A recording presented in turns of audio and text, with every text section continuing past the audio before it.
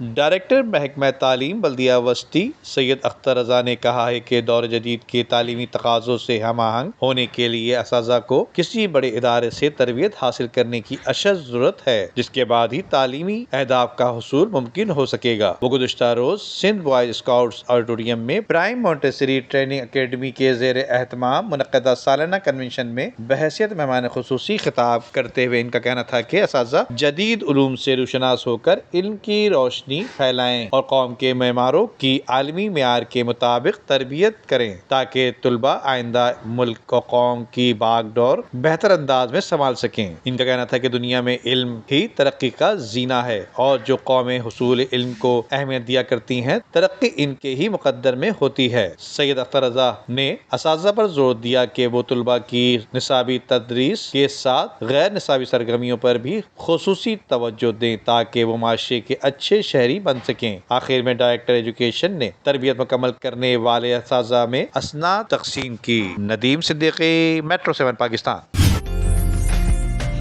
عمدہ میں پکائیں اور جی بھر کے کھائیں۔